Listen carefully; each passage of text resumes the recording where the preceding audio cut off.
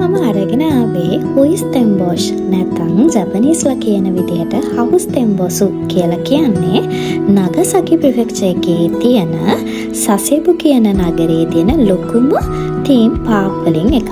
ඉතින් ළමයි මේ පාක් එක නෙදර්ලන්ඩ් කියන රටේ නගරයක් වගේ තමයි නිර්මාණය කරලා තියෙන්නේ.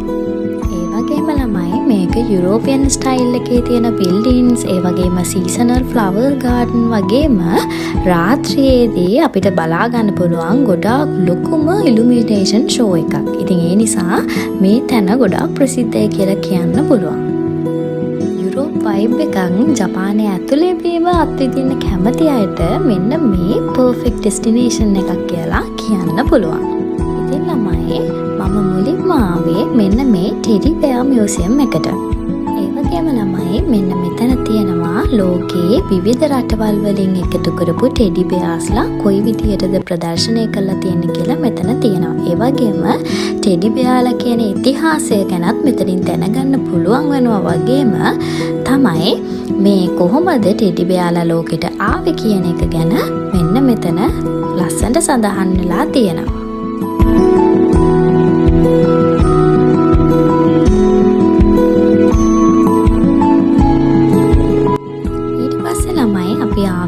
මේක ඇතුලේ තියෙන බෝට් රයිඩ් එකට. ඉතින් ඇත්තටම කිව්වොත් මේක ඇත්තටම හරිම වෙනස්ම එක්ස්පීරියන්ස් එකක් ගන්න පුළුවන්. මේකේ ඉතින් ඇතුලේ අපේ තියෙන යුරෝපියන් ස්ටයිල් වල තියෙන බිල්ඩින් වර්ග, ඊට පස්සේ මේකේ තියෙන ලස්සන ගාඩන් වගේ දේවල් බෝට් එකේ යන ගමන්ම පේන නිසා මං හිතනවා අපි නෝමල් ඇවිදගෙන යනවට වඩා මේකේ හරි ලස්සන view එකක් පේනවා කියලා.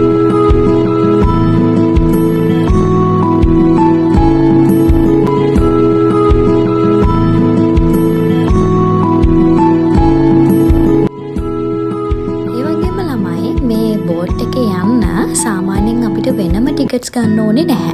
අපි ඩේ පාස්පෝර්ට් එකක් මේකේ එන්ට්‍රන්ස් එකෙන්ම ගන්නවානේ. අපිට ඒක යූස් කරලා මේකේ තියෙන එක ඉවෙන්ට්ස් වලට සහභාගී වෙන්න පුළුවන්. ඒ කියන්නේ සාමාන්‍යයෙන් බෝට් රයිඩ් එක යන්න, ඒ වගේම මේකේ තියෙන එක ගේම්ස් කරන්න, ඒ හැම දෙයකම ඩේ පාස්පෝර්ට් එක යූස් කරලා අපිට ඇතුල් වෙන්න පුළුවන්. හැබැයි සමහර ස්පෙෂල් රයිඩ් හරි මොකක් හරි වෙනමම ස්පෙෂල් ඉවෙන්ට් එකකට හරි අපි යනවා නම් ඒකට වෙනම ෆී එකක් අය කරගන්න වෙලාවලුත් තියෙනවා මේකේ. ඊට පස්සේ ළමයි අපි ගියේ ෆොරස්ට් ගාඩන් එකට. ඉතින් ඇත්තටම කියනවා නම් මේ ඒරියා එක නේචර් එකත් එක්ක නිදහසේ ඇවිදින්න හදපු ලස්සන උද්‍යානයක් කියන්න පුළුවන්. ඒ වගේම මේකේ ෆොටෝස් ගන්නත් ලස්සන ගේම්ස් මේක ඇතුලේ ගොඩාක් තියෙනවා. ගොඩක්ම මේක පොඩි ළමයින්ට තමයි හදලා තියෙන්නේ. කියන්නේ පොඩි ළමයින්ට ගේම්ස් වගේ දේවල් තමයි මේක ඇතුලේ ගොඩක්ම තිබුණේ. ඇත්තම කිව්වොත් ළමයි මෙන්න මේ හවුස්තෙන්බොසු එක ඇතුලේ දවසකින් ඇවිදලා ඉවර කරන්න බැරි තරමටම එක අයිටම්ස් වර්ග, ඒ වගේම එක බිල්ඩින් ඇතුලේ තියෙන මියුසියම් වර්ග ගොඩාක් දේවල් බලන්න තියෙනවා. ඒක නිසාම මේගොල්ලෝ මේක ඇතුලේ ඉක්මනට යන්න පුළුවන් බස් සර්විස් එකක් දාලා තියෙනවා. මේ කිසිම දෙයකට අපෙන් වෙනම ගාස්තුවක් අය කරන්නේ නැහැ.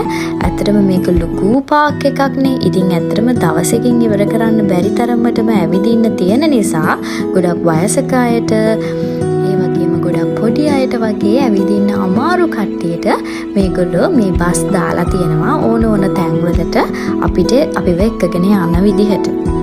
ඉතින් ළමයි මේක දවල්ට වගේම රෑට තමයි ගොඩක්ම ලස්සන කියලා මට හිතෙන්නේ. මොකද මේකේ ඉලුමිනේෂන් ෂෝ එක අනිත් හැම එකකටම වඩා ටිකක් ලොකු ලස්සනට තියෙන නිසා මම හිතනවා මේකේ ඉලුමිනේෂන් එක ගත්තට පස්සේ ඒක වෙනමම වයිබ් එකක් කියලා. ඉතින් ළමයි අද ෆයර්වර්ක් ෂෝ එකක් තියෙන නිසා මේකේ වෙනදටත් වඩා ලස්සන විදිහට තැන් සරසලා තිබුණා. හනවි ෂෝ එකත් ළමයි මේකේ කොතන ඉඳන් වුණත් බලන්න පුළුවන් විදිහට තමයි මේගොල්ලෝ ඕගනයිස් කරලා තිබුණේ. ඒ කියන්නේ සාමාන්‍යයෙන් මෙතන පූල් එක ඉස්සරහා තමයි හනවි ෂෝ එක තියෙන්නේ. ඒ වුණාට සාමාන්‍යයෙන් ගොඩක් දුර ඉඳන් වුණත් පැහැදිලි අහසක් පේන ඕනම තැනක ඉඳන් මේ ලොකු පාක් එකේ ඉඳන් අපිට මේක ලස්සනට බලන්න පුළුවන්. ඒ වගේම මේකේ දැන් ගොඩාක් කට්ටිය සමහර අය මේකේ ඇතුලේ තියෙන හොටෙල්ස් වල නැවතිලා ඉඳලා මෙන්න මේ ෂෝ එක බලන්න එන කට්ටියක් ඉන්නවා. ඒ වගේම ළමයි මේකේ ෆයර්වර්ක්ස් ෂෝ දෙකක් තියෙනවා. ඒ කියන්නේ එකක් තමයි සාමාන්‍යයෙන් 8:45ට පටන් අරගෙන 9:15 විතර වෙනකන් මේ එකක් තියෙනවා. ඊට පස්සේ ඊළඟ එක පොඩි බ්‍රේක් එකකින් පස්සේ ආපහු 9:00 විතර පටන් ගන්නවා අපි ගියපු දවසේ නම්. ඊට පස්සේ ආපහු ඒක මං හිතන්නේ විනාඩි 20ක් 15ක් වගේ තමයි තියෙන්නේ. ඔන්න ඔය විදිහට තමයි මේගොල්ලෝ මේ ෂෝ එක පෙන්වන්නේ. හැබැයි හැමදාම මේ ෆයර්වර්ක් ෂෝ එක නැහැ ළමයි. ඒ නිසා කලින් අපි පොඩක් සර්ච් කරලා බලලා තියෙනවද නැද්ද කියලා බලලා එන එක හොඳයි. ඉතින් ළමයි මං හිතනවා මෙන්න මේ නගසකි වල තියෙන මෙන්න මේ හවුස් ටෙම්පුසු කියන යුරෝපියන් ස්ටයිල් එකේ තියෙන පාක් එක බලන්න අනිවාර්යෙන්ම එන්න. ඒ වගේම ෆුකුෝකාවට ඉන්න කෙනෙක් නම් අනිවාර්යෙන්ම මේක බලන්න. හරිම ලස්සනයි කියලා මට හිතෙනවා. මේක අලුත්ම එක්ස්පීරියන්ස් එකක් වගේම ඉලුමිනේෂන් ෂෝ එක අමතක නොකර බලන්න. මොකද ඒක මාරම ලස්සනයි. එහෙනම් ගිහින් එන්නම්. thank you මාව අහන් ඉඳියට.